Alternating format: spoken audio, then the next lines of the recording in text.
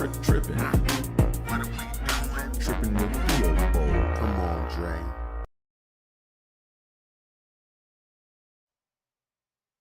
Yo, what's going on, y'all? Welcome to another episode of Tripping with Theo Bold. I'm your host, Andre Theo Bold. You know what time it is when you see me in the crown, in the hoodie, the birthday hoodie. Guess what? It's my birthday. It is my birthday. Happy birthday to me. Yeah, man. Like I always go live on my birthday, just to you know, record this time capsule, right? That's what I like to do. I like to go back and watch my other lives when I don't have a lot of things going on, but I'm always busy. I always got a lot of things going on. So anyways, just here to talk a little bit, and reflect, on another year of life. I'm thankful for another year of life. Yeah, man. Yeah, as I'm getting older, man, one thing I'm realizing, man, is a lot of times it's like I forgot who I was having this conversation with, but they were trying to plan all the right thing to do for their birthday, and then the more you plan for your birthday, and then when things don't go according to plan, then you end up feeling you end up kind of in the dumps, so you just gotta enjoy the simple things, man, and just take it slow, man. That's what I'm doing. You know what I'm saying? Well, right now I'm taking a break in between work. Had some stuff I had to get out for work, so right when I got done, I figured I would hop on, for my birthday while the sun is still up. But yeah, shout out to my babe, man. Like, she made me this hoodie, I think 2 years ago. Then she made me this crown. Then she got another hoodie that she's working on, and it's dope, and I can't wait to show it to y'all, man. Yeah. So probably maybe next episode I'll probably wear it, you know what I'm saying? And now I got 2 custom design hoodies. Shout out to my babe. What else we got going on, man? Yeah, I'm feeling pretty good, man. I'm feeling good, man. No expectations, you know what I mean? Just sitting back and reflecting on another year of life, what I can do better, what went well, what didn't go well, That's part of being a grown man, right? That's that grown man shit. You know what I mean? I'm hoping that my audio is good. I just hopped on and I'm winging it, you know. If it's not, someone hop in the chat and let me know. But this is what it is. I'm just shooting from the hip right now, you know. Let's see, because I got to get back in this meeting in a few minutes. But I wanted to kind of shift gears, man. Wanted to shift gears. I wanted to kind of shift gears, man. Talk about my Buffalo Bills, man. A lot's going on with my Bills. And let me just go ahead. Like, here's the thing, right? Let me go ahead and be critical of my Bills and people in full totality, if that makes sense. You know what I mean? So first and foremost, let's start with Terry Pegula, right? The owner of the Buffalo Bills, right? So here's the thing, right? What a lot of people aren't realizing is, or what the media is not telling a lot of people, which is very, very, it's disgusting in my opinion, is they're calling this man an idiot, and they're saying, he's, doesn't know what he's doing, and they got all these clown memes in the media. Here's the thing, man. I'm just happy to have a football team, first and foremost. You know what I'm saying? So Terry Pegula, if you're listening, thank you. Because I remember there was a time when man, I forgot to get my DraftKings picks in. God damn it. We just gonna shoot from the hip. So I'm gonna be making these. I'm gonna be talking, but I'm gonna be making these picks too, because yeah, it's my birthday, and I'm trying to get a. Hopefully, I can hit this and get a lick. You know what I mean? But anyways, um, so let's talk about Terry Pagula, right? So the Bills, um, they they were up for sale back in 2013, and like 2013, 2014, they were up for sale, and um, you know, I remember when Terry Pagula jumped in and bought the Bills and saved the Bills, because a lot of owners were trying to buy the Bills to move them and then change the name, and then we'd had no team, you know. Um, so I remember the day when he had his press conference, when he announced that he was buying the Bills, and the emotion was just, you saw that he was a Bills fan before he became an owner of the team, because he went to Penn State, so he's from that area, Pennsylvania area, I guess, um, and they or he bought the team or whatever, and you could see like the emotion. I remember when they had the press conference, I took a half a day off of work, ran home, ate my lunch, and watched it, and cried tears of joy, man. I was happy that my Bills weren't going nowhere, man. So first and foremost, man, I'm happy that I even have a team. A lot of people seem to have forgotten that, or a lot of people don't have, or a lot of fans don't have to worry about their team getting snatched or never have to worry about it. But when your team is about to get snatched, man, that stirs up all kinds of emotions. So that's first and foremost, right? Then secondly, the Pagulas were a team, right? It was Kim and Terry Pagula, right? His wife. And we don't know like how that structure dynamic was assembled. Like we don't know any of that, right? We don't know. You know what I mean? So, it could be that Kim was like, the brains behind the operation, and she knew all the chess moves to make, and um Terry Pagula was like mainly the one that took care of the Bills. Like we don't know. We don't know how this was all split up, or how the work was all divvied up, or how the organization was, right? But what the media is leaving out is they're leaving out the fact that um they're leaving out the fact that Kim Pagula had like a medical um issue. I don't know if she had a stroke, or if she had a heart attack, but it left her like pretty like much, from what I understood, Stan, it left her like pretty incapacitated. I think I used the right word for that. Um, and then she made like one appearance um at the Bills like training camp, like I think it was like last year or the year before, and you could see she's totally different. Like she had to be like, and she was young, and she's younger than Terry Pagula. So it was like he was like kind of like guiding her around.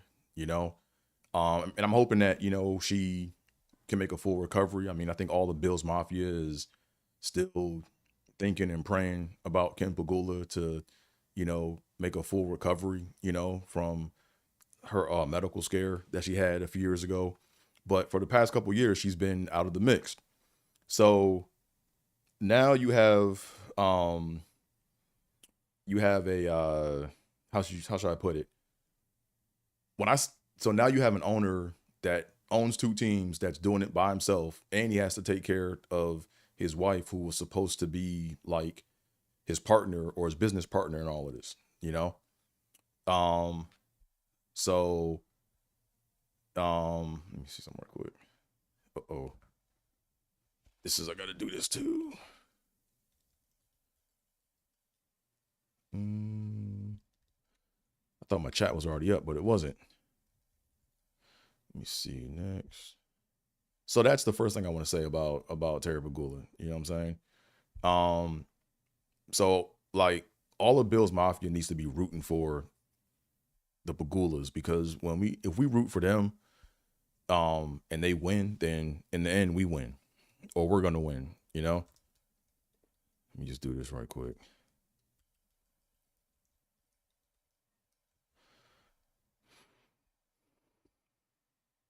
Oh man, I got two-step verification turned on.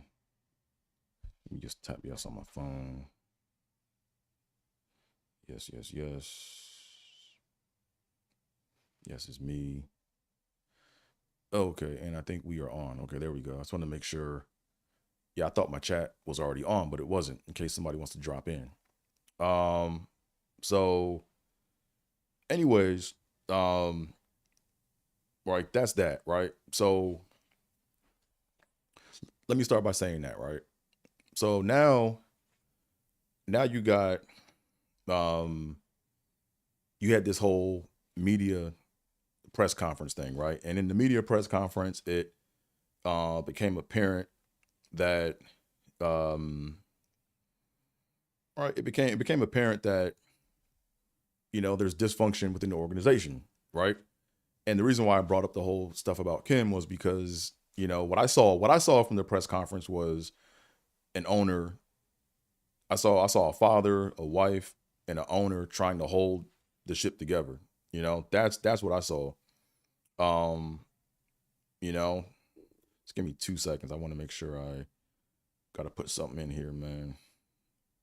Let me do that.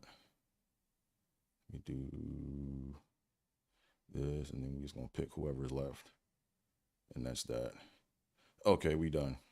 Probably not gonna win nothing, but hey, happy birthday to me. Hopefully this pick comes through. Anyways, it's amazing how society has changed, man. Like how ESPN and TV they be. Um, it's amazing how they promote gambling, but then they put at the bottom, hey, if you need help, call 1-800 to, and what person's gonna say that they need help when they think they can win? You know what I'm saying? And then you got Pete Rose and all these other people that, anyways, let me leave that alone. I just think it's funny where we're at in sports nowadays. But now back to the press conference, right? The press conference was a hot mess. I'm not even going to try to defend it. It was a hot mess, you know. Um, here's some constructive criticism on Terry Pagula, right? Is first and foremost that's his team. He can do whatever he want with his team, right? The same rules that apply to us don't apply to him because he is the boss, right? But nonetheless, you can still look silly as a boss or look bad as a boss, you know, if um your presentation isn't, you know, um on 10, right? So to me, all Terry Pagula had to say in the press conference, he didn't even look, Terry didn't have to even be there. He could just been like, hey, Bean, go out there, go and talk. It's like I'm giving you the reins. He didn't even have to, he didn't have to even say nothing. But I guess with Terry Pagula being a fan of the Bills, he wants to explain himself as to why things are the way they are, you know? So if he chose to go to the press conference, which he did, all Terry Pagula had to say is, look, um, I'm not like I'm tired of almost. We done almost, and it's time to make a change. Right? It's time to make a change, right? That's all he had to say, right? But his trap was he fell into trying to answer and explain himself, which he didn't need to, because he the boss. He doesn't owe us an explanation. Like, to me, I'm glad he made the decision, and I'm gonna get into that in a minute. So and then a lot of people are going around saying that, oh well, Brandon Beane got a promotion, and yeah, he got a different title. He got two titles, right? And you can interpret that as a promotion, but just because you get a promotion, it doesn't mean it's because of performance. It could very well be because of the situation, right? So if Kim Pagula was, if she was not incapacitated, and she had all her faculties, I'm pretty sure Kim Pagula would be the president, and she would have been the one at the press conference, and she would have been the one, teeing up all the questions, because that media press conference it was a gauntlet, right? They were just attacking, and if you're gonna be in front of people like that, with reporters and pressers. Another, you need to have like PR people that train you to make sure that the message that you want gets out, right? So, and it's clear, it's pretty clear that they didn't do that, right? So, so with all that being said, here's the thing, right? I'm not mad at Terry Pegula at all, man. Like when you look at things from a bird's eye view, Terry Pegula did hire Sean McDermott, right? And then he hired Brandon Beane. And then Brandon Beane drafted Josh Allen, right? So we're at where we're at because of Terry Pegula. So we need to give him some slack and give him some praise for that, in my opinion. So I'm gonna keep it a buck, right? So let me address the Keon Coleman bullshit, right? So the media is really, I'm learning what the media really is, man. And the media is horrible, right? They are taking and twisting words and making meaning where there is no meaning, right? What the media got and what they're saying and what people are getting from it is, they threw Keon Coleman under the bus. They didn't want Keon Coleman. And, if I'm Keon Coleman, I'm trying to get traded. I'm trying to be out of here. You know what I mean? So let me take you back to the draft where we drafted Josh Allen, right? When we drafted Josh Allen, so I personally wanted Lamar Jackson to begin with, right? That's who I wanted, right? We got it right. I think Josh Allen was the right pick for us now, but during the draft, I wanted Lamar Jackson, but I knew we weren't going to draft Lamar Jackson. So I was cool with, hey, if we somehow end up getting Baker Mayfield, I like Baker, cause that's who was on TV more, and then, after that, I was like, I'm not mad if we get Josh Rosen, because if you remember the scouting reports, they were saying that Josh Rosen was the most quarterback ready, or the most NFL ready quarterback. So,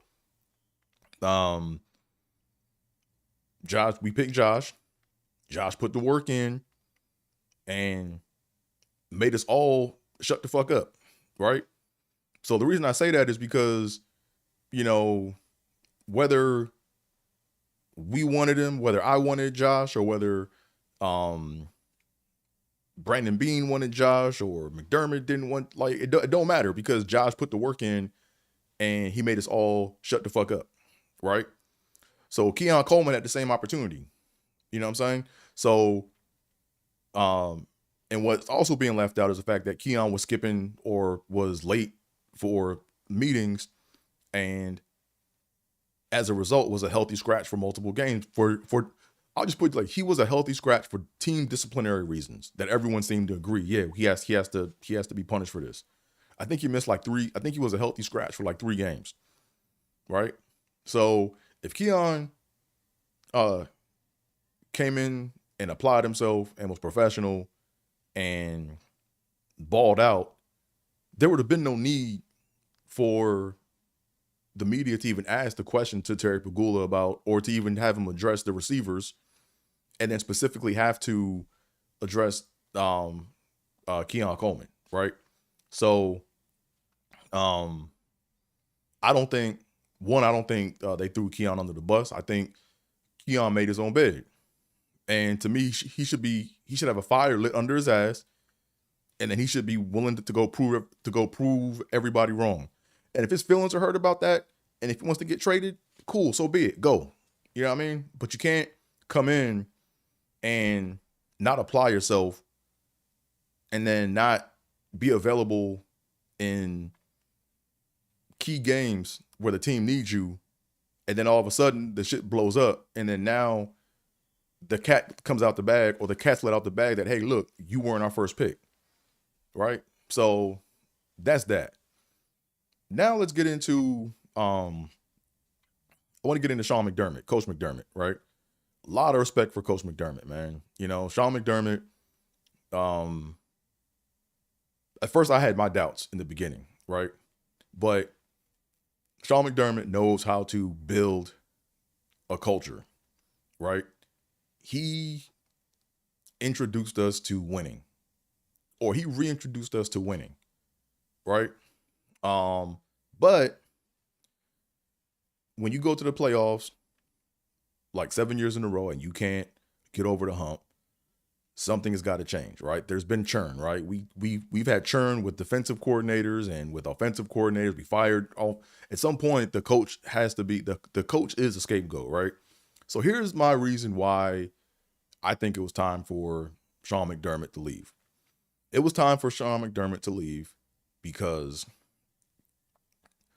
what Sean McDermott is lacking, right? What he's lacking is common sense in critical game situations, right? That's something that can be improved, but that's something that's not going to be improved while he's with us, right? So this to me is analogous to Philly Andy Reid, right? When Andy Reid was coaching the Eagles back in the day, some of you guys might not remember that, but when Andy Reid was coaching the Eagles, the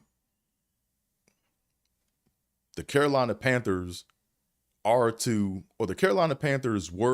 to the Eagles what the Chiefs were to us. Like, they just couldn't get past them motherfuckers, yo. Like, they just couldn't get past them.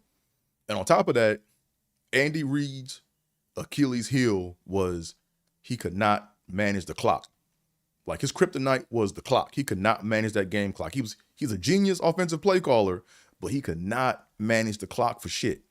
And when he played Belichick was running circles around this dude, just doing all types of stuff to make sure that Brady and the Patriots ended or they had the ball last, right? So I feel like once Andy Reid left and had time to reflect on what he could do different as a head coach, that's when he went to the Chiefs. They had Alex Smith, and then you saw the trajectory of the franchise go up, and then they drafted Patrick Mahomes. And to be honest, I don't think Andy Reid 100% solved his clock management issues, but he found ways to hide it or disguise it, right? So with McDermott, it's all about common sense in critical situations, right? And that to me is what really lacked, or what he lacked. For example, let me give you 2 examples, right? So in the wild card game against Jacksonville, the last time the Bills were on offense and we were at the goal line, and I forgot the down it was, but it was the end of the game. Jaguars had no timeouts left, and the Bills went in there and they did tush push to get Josh in the end zone, but the Jaguars all backed up and let him score, right? And I knew that shit was coming. I'm looking at the clock. I'm like, yo, I'm hoping these Bills do a tush push dive to the right and fall short of the goal line, because the Bills had their timeouts left, right?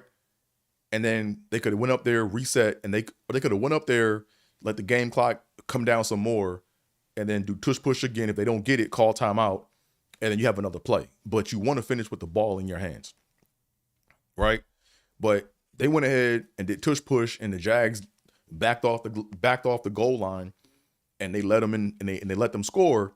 And I was like, yo, this is the kind of shit I'm talking about. This is like going to come back to bite us in the ass, because the Jaguars then got the ball back. And then, yeah, we made a play on defense when on the first play when Cole Bishop picked it off from, what's his name? From Trey Davis White, from a Trey Davis White tip.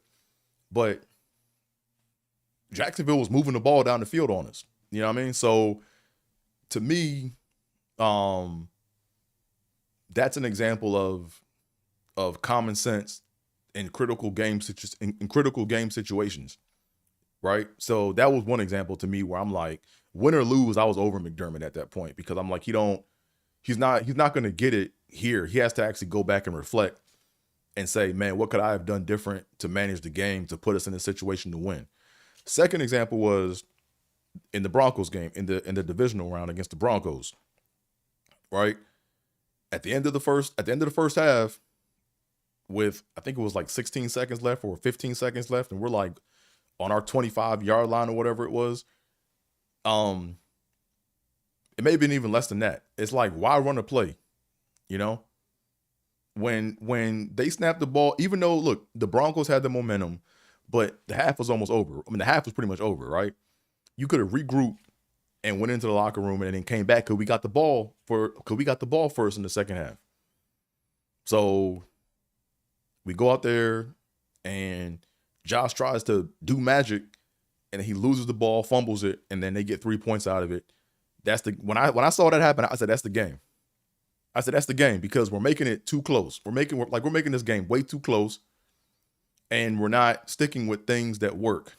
You know what I mean? So, we weren't sticking with things that work. Like when we had Josh Allen bunched in under center and we had the tight ends also bunched in and we ran Jimbo to the left tackles or whatever, he was getting like 9 yards of carry and they couldn't stop it. But for some reason, after the fumble, we went away from it, but we should have still kept running that, right? So to me, you know, that game was a winnable game and the roster was good enough. I don't want to hear this shit about the roster not being good enough because if Sean McDermott takes a knee, if he tells Josh to take a knee at the end of the first half, we win that game, right? The game's going to be won, right? But you don't give a team 3 points on a, like there was super huge risk for a field goal, which to me wasn't even worth it. Like there was more that could have went wrong that couldn't have went right. Way more. Like it was grossly disproportionate. Like what? Like the probability of success was very, very low. And the not just the probability of failure, but the repercussions of that were like super high, right? So that's what I'm talking about, right? It's all about common sense and critical game management. That's what Sean McDermott lacked, you know? And I think he's going to be a great head coach somewhere else, but he's not going to, like, you can't make a call like that or allow that to happen after 7 years of making the playoffs and never getting to the Super Bowl. Like you gotta be smarter than that, you know? So that's my criticism on Sean McDermott. Now, let's get to Josh Allen, right? I have a friend of mine, and he keeps saying the word Josh Allen effect. So yes, I'm gonna go ahead and accept, okay, the Josh Allen effect, right? Because it's a very unique situation that has to be addressed. So what is the Josh Allen effect? So the Josh Allen effect is Josh is like, we didn't know what all Josh could do. Brian Daboll unlocked Josh Allen and he did all these crazy, wonderful things. Like, man, we got a superhero, you know? And then he also gets loose. Like he can always think he can make a play, but then he'll end up turning the ball over or throwing a pick or something. And, you know, he means well, but it's like, you got to know how to reel Josh in. So a lot of fans, in Bills Mafia chat, I said some things that people in Bills Mafia thought I was crazy, but I'm like, look, nah, I see the problem, right? So let me take you back to the first half, the end of the first half in that Broncos game, right? And these are all hypotheticals, right? But I mean, they may or may not be true, right? So my question is number one, Sean McDermott deserves to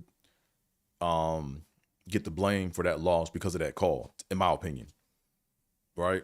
But the question is the how did we arrive to that? How did we arrive to that situation? So it's possible that Josh was like, hey, it's possible Josh was like, hey, look, I can make a play, I can do it. And McDermott's like, look, man, all right, man, go ahead, go do it, right? And then in that case, you know, McDermott was wrong because he should have known, hey, nah, we need to take a knee, we need to go regroup, right? That's one scenario, right? Another scenario could have been, and I'm not saying this is the case, but just what if, right? Like, what if McDermott said, "Hey, take a knee," and Josh was like, "Yeah, nah, we ain't doing that," you know? And Josh has the power on the team to be like, "Yeah, nah, we gonna veto that." And then Josh goes out there and calls his own play, and then fucks up and fumbles the ball, right? That's a problem, right? That's a problem because you have to be able to know how to put Josh in situations. Like, look, I'm not saying, look, there are, in most situations, I trust Josh to be Superman, but not all, right? And the coach has to know when to control that and how to monitor that, you know? Like, for example, a good game strategy would be, hey, feel the defense out to see what they're giving you. If they're giving you to run, just run the ball. Let's get down there and let's score a touchdown, right? And if Josh only has to, if he only has to like throw the ball 12 times for us to win the game, so be it, right? We don't need Josh to be Superman every play, right? Or but if the defense is blocking everything and stopping everything and we can't get anything going, then I'm like, okay, cool. We got to unleash Josh and let Josh do what Josh do, you know? Or let Josh do what Josh does. But anyways, my thing is the next coach that comes in, they have to be able to know how to manage Josh in a way to where it doesn't like, because I think what they're going to find out is that Josh has a lot of power on that team. Like, Josh might be able to tell the coach, no, we're not doing that. And you don't want a situation where you want your quarterback being the coach on the field. Like, you don't want Josh to be like, yeah, nah, coach, we ain't doing that. We doing this, right? And if the management backs him up on that, then we got a bigger problem.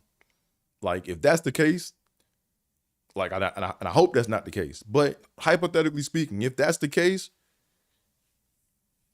I still like Josh, still love Josh, man. But I'm like, yo, we not gonna win like that. And if we can't win like that, gotta trade him. Gotta trade him now, man. His value is too high. You know, you gotta do the Herschel Walker 2.0, man. Like, you gotta see what you can get for him if that's the case. You know what I'm saying? But that's all hypothetical. But if that's the case where Josh can override the head coach and he has more authority than the head coach on the field, that's a problem, right? Let me touch on Brandon Beane right quick, right? So a lot of people assume a lot of shit. They assume too much, right? They assume that because Brandon Beane and McDermott worked together in Carolina that they best buddies. Nowhere was that ever said or seen. It can be like people probably implied that, but there's no proof of that. You know, there's no proof. So a lot of people are saying that, you know, McBean was dirty and he stabbed McDermott in the back and all this. And I'm just like, man, we don't know what happened behind the closed doors. Like, we don't know. Right. And everyone's saying, oh, well, if McDermott had to go, then Beane had to go too. I disagree. I think, you know, if it was in question that Beane didn't have the authority that a true GM should have, I'm like, okay, cool. Let's see what he got. Right. It could be worse. Like, McDermott could go, I mean, Beane could go out there and, you know, make the team worse. Right. And if he makes the team worse, then okay, cool. We gave him a shot. Get him out of here. But what I'm not a fan of is having someone handcuffed, allegedly, and then holding them accountable for someone else that may have had more power or a upper hand in the situation, right? Because what if Beane goes off somewhere and knows what the fuck he's doing and he builds a championship team? And now we're looking like, man, why did we let Beane go? Right? We're in a situation where we got to turn over every stone. We got to turn every stone over to make sure that we know what we got and what we giving away. And I felt like we turned the McDermott stone over and over and over and over again, and there was no more turning to be done. It's a wrap, you know. So, anyways, I'm probably gonna have more to say about this like throughout the week or whatever as things unfold. But yeah, it's very annoying to see people get bits and pieces of information and not think critically and not ask questions and deal with just fact, right? It's like people are like assuming all this, right? Like, and that's very annoying. So, anyways, I'm still a Bills fan. Always going to be a Bills fan. I like besides the press conference, I like what the Pagulas are doing. I like the fact that he came in and made a decision. Like he wasn't waffling on it. Now his answer for why he got rid of McDermott to me was it was weak, but I still agree with the decision to get rid of McDermott. Um, yeah, like I agree with that. And to me that was just Terry Pagula like feeling like he has to answer to people, right? If I'm an owner training another owner, like if I was coaching up Terry Pagula on being an owner, you know, I'll be like, look, man, you don't owe people nothing, yo. You don't owe people no response. You can just be the silent person that just makes the decisions, but you don't owe no one an explanation on your team. You don't, right? Um,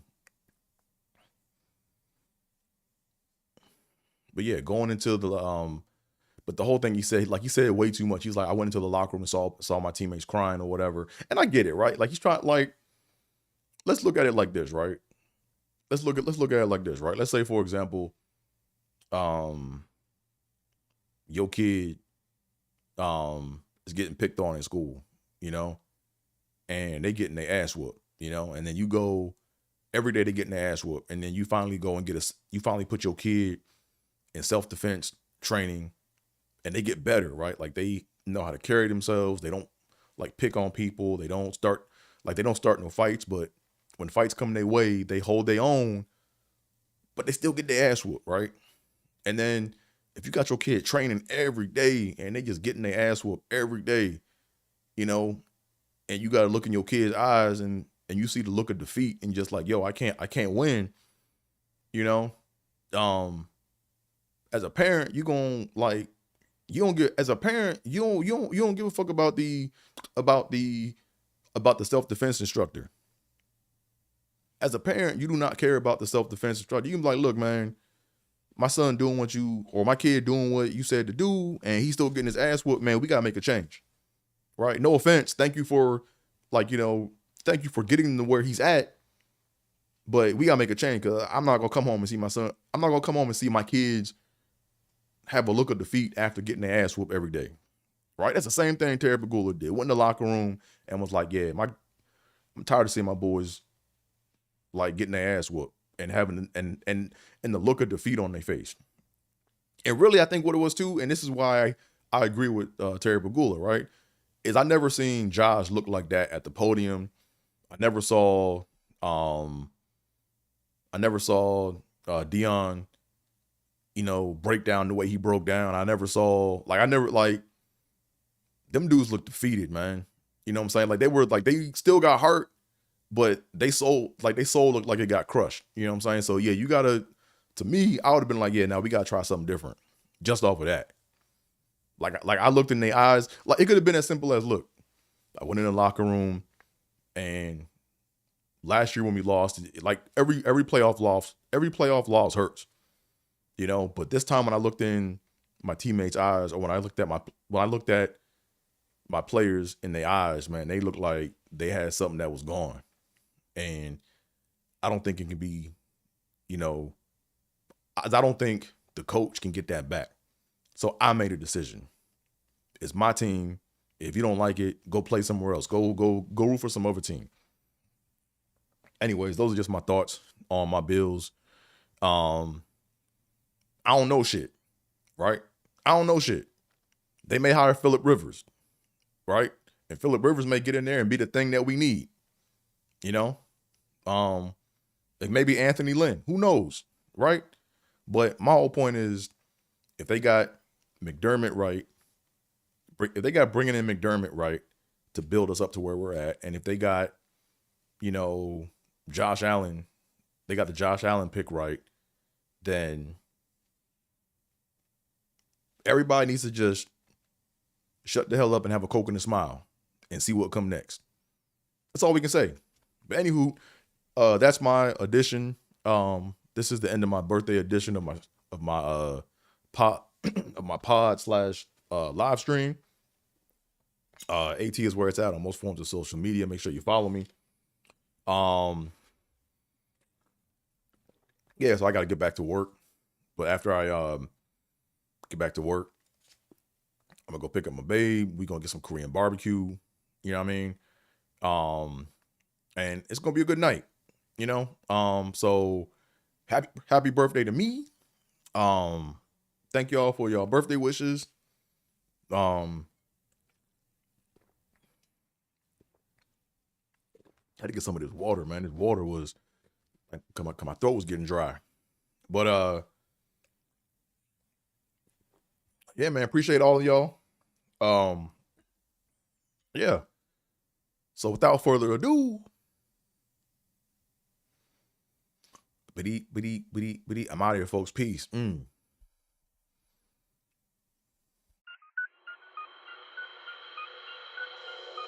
Yep. Tripping with Theo Bowl.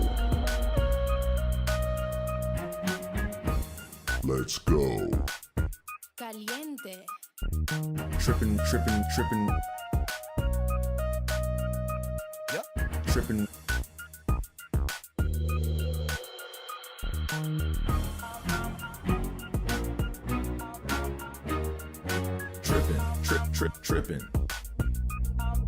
Tripping with Theo Bowl.